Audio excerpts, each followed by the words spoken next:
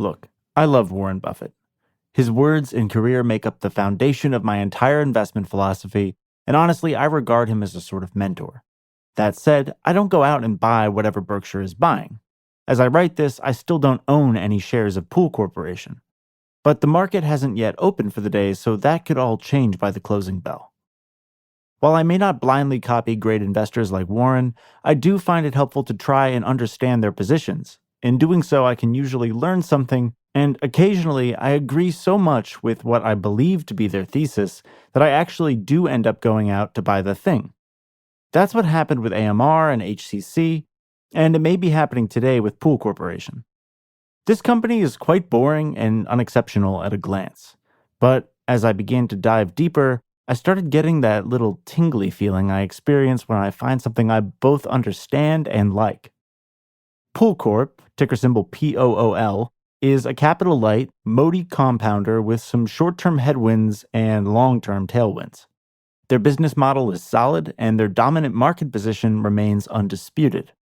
Capital returns, steady growth, and a strong balance sheet all equal the sort of company an investor like me would want to own for the long run. All right, let's dive in. Hello, and welcome to the Margin of Sanity podcast. Today we're talking about Pool Corporation, ticker symbol POOL. I'll break down what they do, how they do it, what sorts of financial figures the business produces, and what sort of market they're in. I'm thinking about this company more and more seriously by the hour, as I'm always on the hunt for somewhat under-the-radar stocks for companies that investors undervalue in the long run. I think this may very well be such a company. Thanks for checking out the Margin of Sanity, and if you're listening on a podcast player like Spotify, YouTube, or Apple Podcasts, just know that this entire write-up is available for free on the Margin of Sanity Substack. And shout out to the folks who have supported the show by signing up for a paid membership. That's freaking awesome. And I hope you all enjoyed the Secret Company write-up. All right, Pool Corporation. Let's get into it. Part 1. The business. I never had a pool growing up.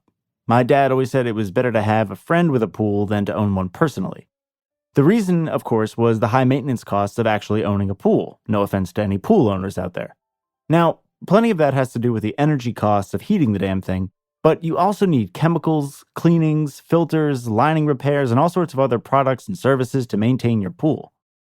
You could try and do this all yourself, but most people get a pool guy, and the pool guy shops at Pool Corporation.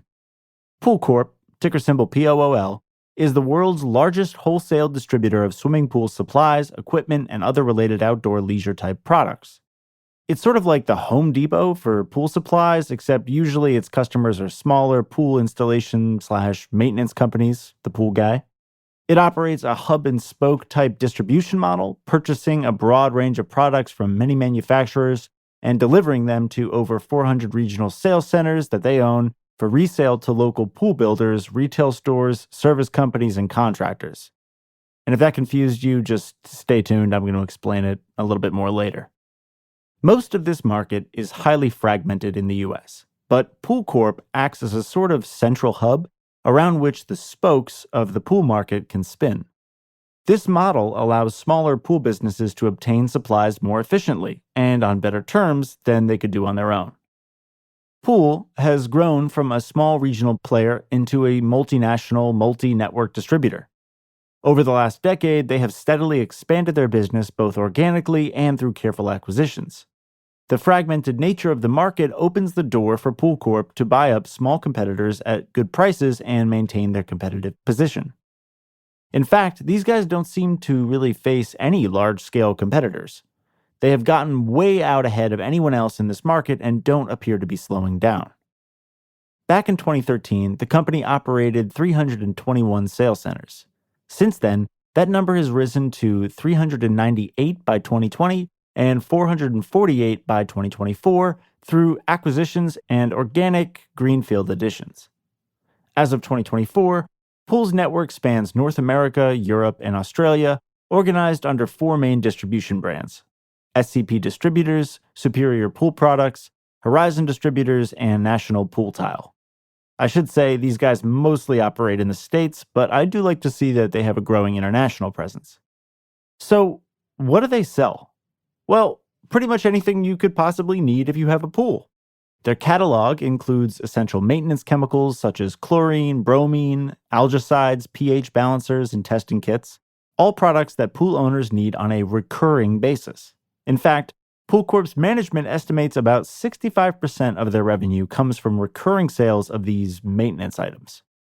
They also sell a wide variety of equipment, including pumps, filters, heaters, heat pumps, pool automation systems, robotic cleaners, lights, and covers. For new construction and renovations, Pool Corp supplies materials like tile, interior finishes like plaster, quartz, pebble, decking, coping, and plumbing components. They carry a full selection of repair and replacement parts from motors and cartridges to seals and valves. And of course, they sell cleaning tools like nets, brushes, skimmers, and service gear. Like I said, pretty much anything you're going to need if you have a pool. While their primary business involves pool supplies, Pool Corp has been expanding into the backyard living market, offering products such as patio furniture, outdoor kitchens, grills, fire pits, water features, and shade structures. So if you want to make your neighbors jealous of your backyard, Pool Corp has you covered. Moreover, through its Horizon brand, Pool Corp also distributes landscaping and irrigation supplies. This segment includes sprinklers, controllers, turf chemicals, lighting, drainage, and professional landscaping equipment. Many of these products are available under proprietary or exclusive brands, further reinforcing Pool Corp's position as a one-stop distributor for pool and outdoor professionals. I should also mention that much of this segment is also recurring in nature. Below is a visual breakdown of Pool Corp's business segments and their estimated revenue contributions. The green segments are primarily recurring revenue sources like maintenance, chemicals, and equipment parts, while the gray segments are more discretionary or one-time purchases like construction materials and decorative finishes. This should give you a nice bird's eye view of how they make their money and how much of it tends to come back year after year. Now, like I said, this podcast is available to read with all the graphs and charts and everything on the Margin of Sanity Substack, but if you're just listening in a car or something and you can't take a look right now, just know that there's a bunch of green, and the green is recurring revenue. About, 60 or 70%. Okay, so that's what they do. But how do they do it? Part 2. Business Dynamics. How does this business work? Okay, let's break this down part by part, starting with the manufacturers. Pool Corp buys tens of thousands of SKUs, individual products, from hundreds of different manufacturers. Think chemical companies, hardware companies, and even tile, flooring, decking companies for new builds. They buy these in bulk from the manufacturers, which allows them to leverage their scale and negotiate better prices. The lower prices give them some leeway down the road, and the sheer volume that they order gives them massive sway with their suppliers. Just like Costco can call the shots with their cereal supplier, so can Pool Corp with their chlorine supplier. Next comes distribution. After Pool Corp has purchased a boatload of products, those items move to the distribution network. Pool Corp operates 448 sales centers across North America, Europe, and Australia. An important note here, these are regional warehouses, not stores. Each warehouse location carries a deep inventory tailored to the local climate, pool styles, and contractor preferences. The network is managed centrally but operates close to the customer. Pool Corp receives their products from the suppliers, stores those products in their warehouses, and then those products are eventually shipped or picked up by the customer. The customers are pool builders, service techs, and retail stores. They either order online or work with inside sales reps at the Pool Corp warehouse. Orders can be delivered to a job site or picked up directly. Pool Corp adds value to the system in a few different ways. First and foremost, they aggregate supply. Most builders can't order directly from 15 different manufacturers, so Pool Corp bundles it all into a package that suits the needs of that customer. Moreover, Pool Corp's warehouses are able to hold inventory locally.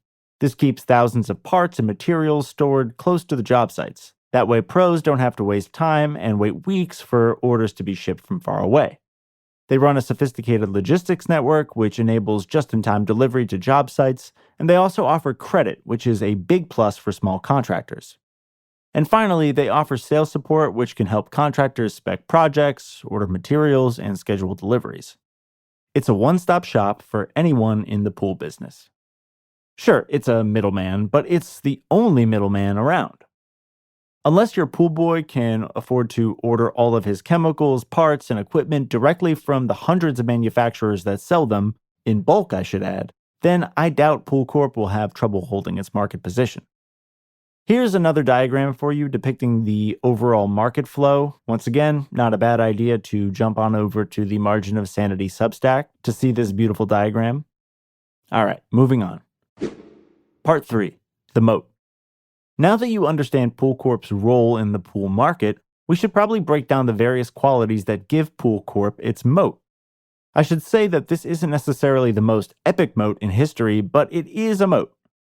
Pool Corp doesn't really have competitors besides maybe your dad trying to chlorinate his own pool and buying the stuff on Amazon.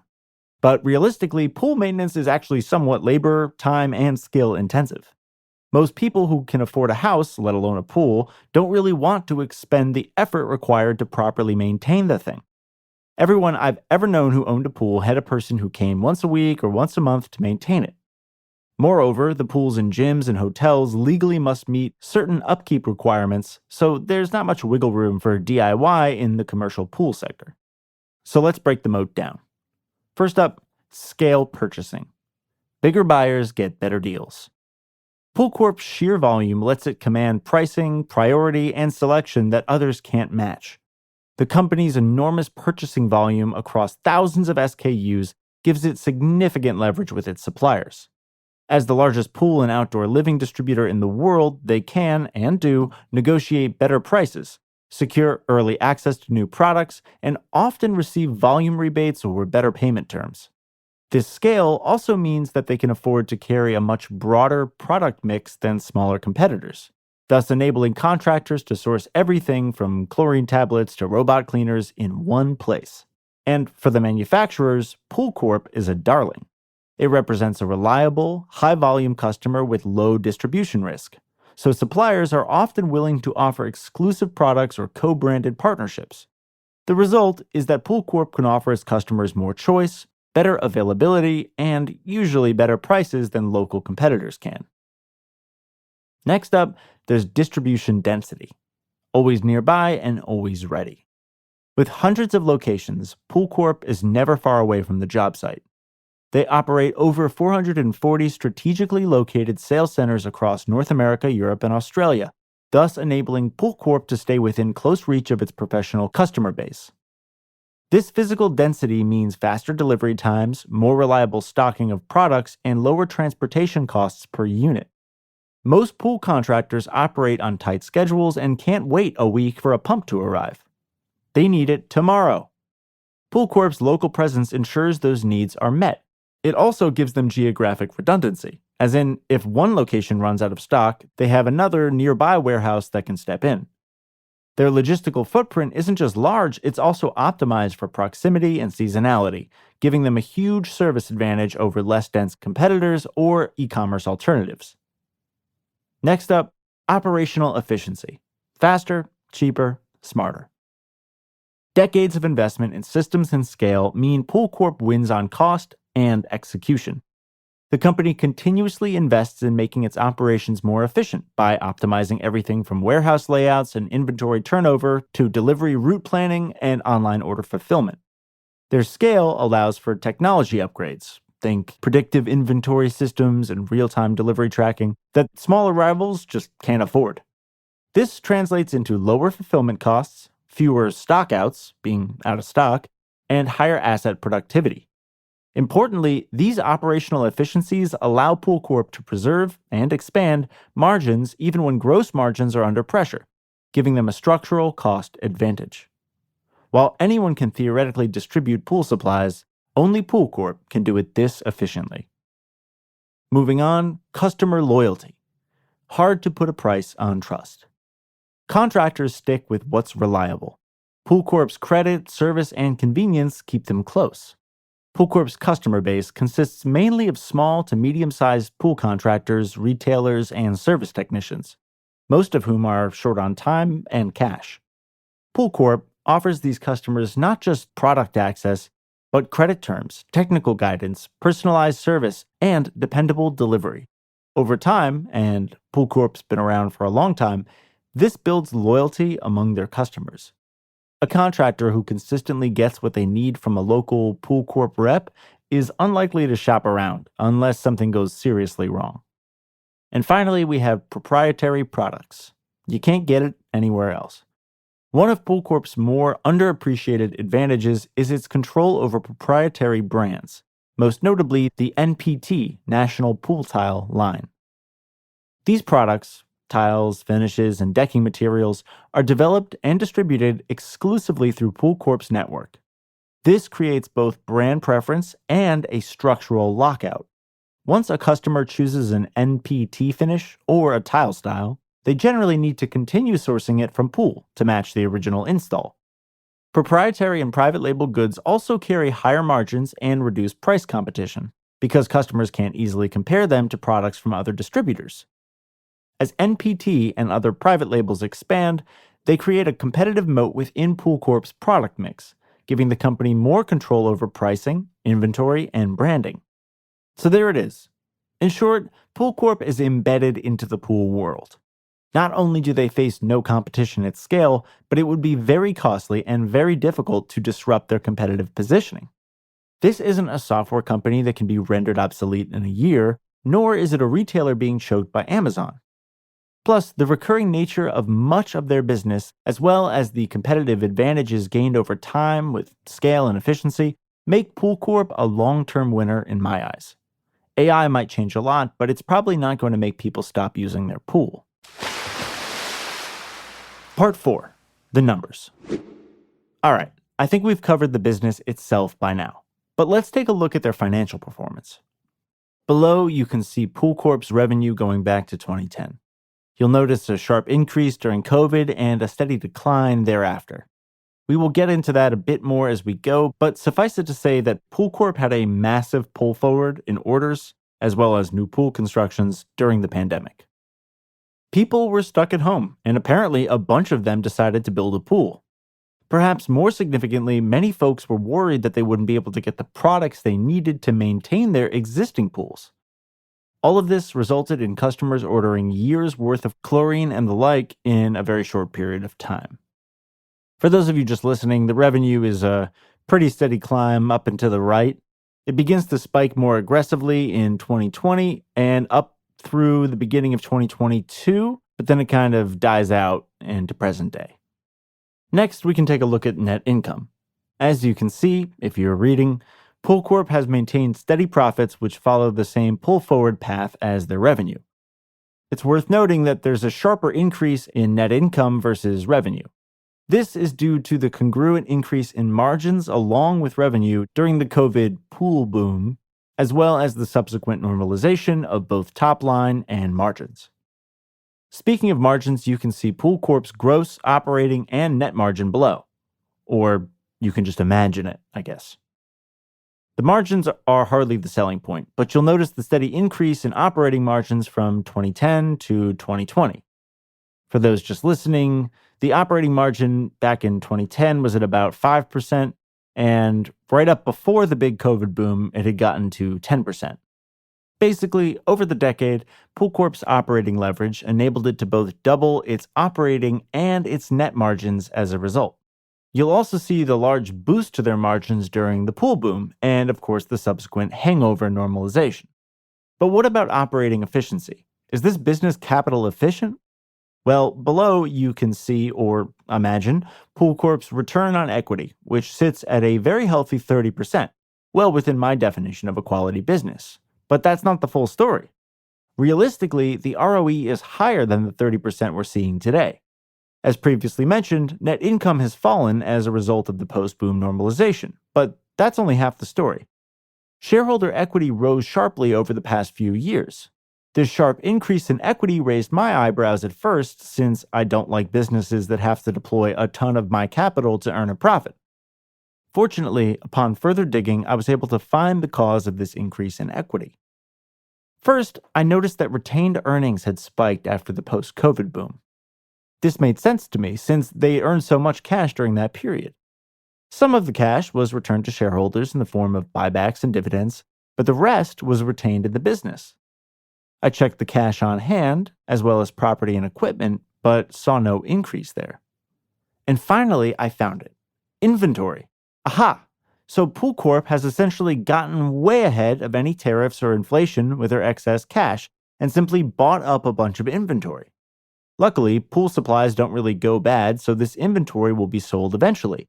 And that large increase in inventory will begin converting back to earnings, thereby reducing shareholder equity, increasing earnings, and putting ROE back to its proper place, which is about 50 or 60%.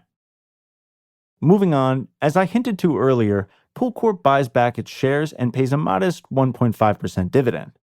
Below, you can see the dividend growing over time as the share count decreases. Moving on to the balance sheet, Pool Corp's debt is very manageable, at less than 3 years of normal net income, not those COVID boom levels. Moreover, the business requires very little capex to operate. In 2023, for example, Pool Corp spent only $37.5 million on capex and earned a whopping $659 million in operating cash flow. It should also be noted that their free cash flow can sometimes stray quite a bit from their net income for a period of time. This difference is mostly accounted for by the timing of working capital and inventory cycles, more of a feature than a bug. In 2023, for example, Pool Corp was able to earn a ton of cash on existing COVID-era inventory, while net income declined. Below, you can see a chart depicting free cash flow versus net income. Over 10 years, their compound annual growth rate for earnings per share ends up at about 15.5%. This is while paying a modest but still relevant dividend. Okay, so the numbers check out, to me anyway.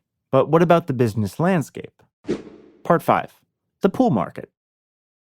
As you'd probably guess, new pool construction is largely tied to new home construction and overall housing activity. While 65% of their revenue comes from recurring maintenance of existing pools, most of the growth in the business comes from growth in the housing market.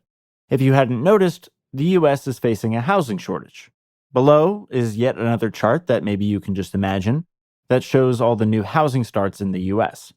Surprise, surprise, it's been declining since COVID.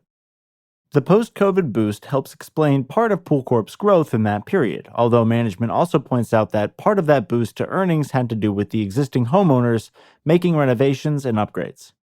I'm not going to go crazy trying to prove that there's a housing shortage in the US. The news is already full of reports of US housing prices being restrained by supply, the net result being prices for homes rising to somewhat unaffordable levels in many regions. The real question has more to do with when that will change, and the answer is sadly, I don't know. What I do know is that the places where the housing market and economy are growing fastest are all in the South, where the weather is warm and where Pool Corp gets about half of its revenue. Florida, California, Texas, and Arizona, I guess California isn't really the South, collectively represent approximately 54% of Pool Corp's 2024 net sales. In 2024, they generated about 96% of their sales in North America, including Canada and Mexico, 4% in Europe, and less than 1% in Australia. Like I said earlier, it's a US company mostly. Below is a chart from the 10K which depicts the number of in-ground pools in the US per year. Surprise, surprise, it goes up and to the right until COVID, where it starts spiking and then flattens out right around 2023. So yet again, we're seeing the effects of COVID's pull forward in demand for swimming pools and the subsequent cool-off, pun intended. And just a reminder, this pull forward, or pool forward, wasn't just about the new pools. It also distorts the numbers for maintenance equipment and upgrades. On average in the US, going back to 2000, new residential in-ground pool construction grows at about 3 to 4% compound annual growth rate. Pool Corp's management expects most future growth to come not from building new pools, but from maintaining, upgrading, and remodeling the millions of existing pools already in the ground. They emphasize that over 60% of the industry's spending comes from ongoing maintenance and small repairs, replacing pumps, heaters, filters, or chemicals, which are both essential and recurring. Another 20 to 25% of spending comes from remodeling older pools, which becomes more common as the large pool base built over the last 20 to 30 years begins to age and requires resurfacing, equipment upgrades, or cosmetic changes. Finally, while new pool construction still matters, especially in growing southern US regions, it's a smaller and more cyclical part of the market, making up only about 15 to 20% of overall pool-related spending. In short, Pool Corp sees steady, long-term growth coming from the installed base of pools aging and needing regular care, rather than relying solely on building new ones. Although that installed base has and will grow over time. In addition to pool supplies, Pool Corp also sells a wide range of landscaping, irrigation, and outdoor living products through its Horizon distributors and NPT networks. This includes things like sprinkler systems, fertilizers, drainage solutions, hardscape materials like stone and pavers, outdoor lighting, and even backyard kitchens and fire features.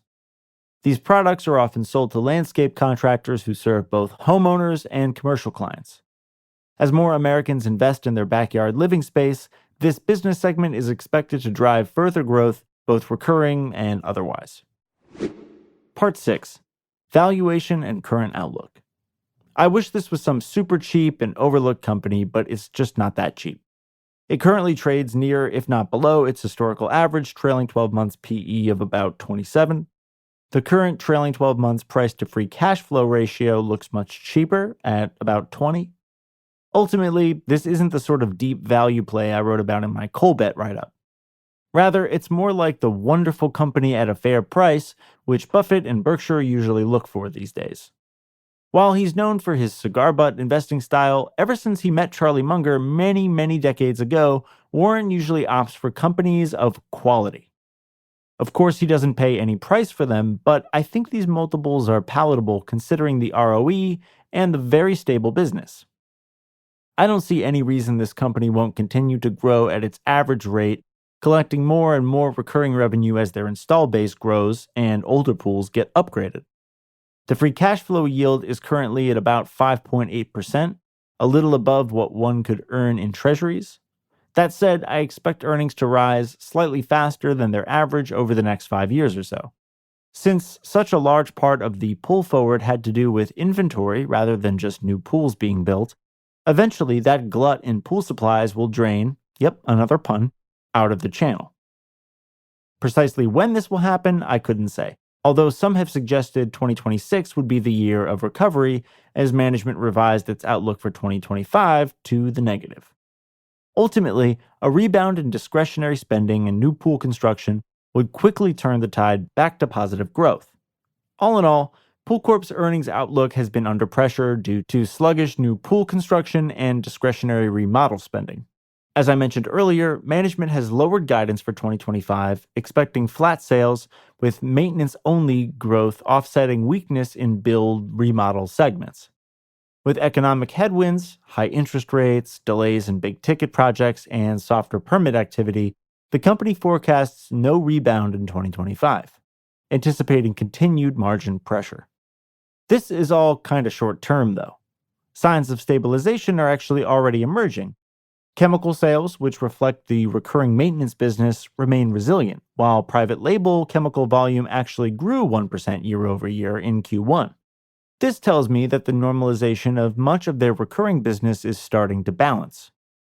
I think it's safe to expect earnings to downtrend through 2025 with a potential return to growth in 2026, especially if interest rates ease and discretionary spending rebounds. Management's ongoing investments in digital tools, e.g. Pool 360, new sales centers, and proprietary products are also positioned to support recovery once demand picks back up. Part 7. Conclusion. To buy or not to buy. When I set out to write this, I had no intention to buy Pool Corp. At a glance, the somewhat unsexy, fair price of about 27 times earnings didn't really make my mouth water. Plus, I imagined anything to do with pools might be rather competitive and capex heavy, both of which I found to be very untrue. As I've learned more and more about the company, I've become more and more interested in it. I'm realizing that the headwinds they're facing right now have nothing to do with execution or any overall market weakness in the long-term demand. Rather, whatever pressure these guys are under appears to be very short-term in nature. After all, it's not their fault the world was locked down and people suddenly decided they wanted a pool. In fact, that surge in demand was actually good for their business in the long run. More pools equals more maintenance and upgrades. Pool Corp's stock price has come down about 50% from its highs in 2021, and today an investor can purchase shares for the same price they would have paid in 2020.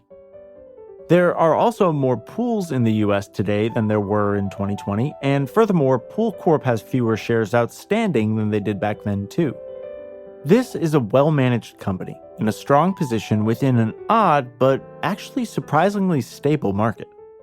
The recurring nature of 65% of their revenue is very appealing to me, as it offsets the otherwise somewhat cyclical dynamics of new pool builds.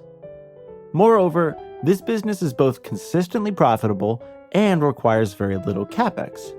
The margins might not be award-winning, but management is able to grow the top and bottom line consistently while returning cash to shareholders via both buybacks and dividends. In the long run, I actually think this will prove to be a market-beating investment. It's not very sexy, but it's also not going to be run out of town by AI. It's not competing with cash-burning startups or multinational tech giants. It's just this chill little pool company floating along and printing money. That's all for now. Thanks for listening to the Margin of Sanity podcast. Just a reminder, this entire write-up, as well as a bunch of other stuff, is available totally free on the Margin of Sanity Substack. If you enjoyed the show and you like this sort of thing, feel free to drop a like or a comment or a 5-star review or whatever. I'm still just getting started here, so all the support really does help. And stay tuned for a portfolio update because Pool Corp may very well be on it. That's all for now. Thanks for listening to the Margin of Sanity podcast.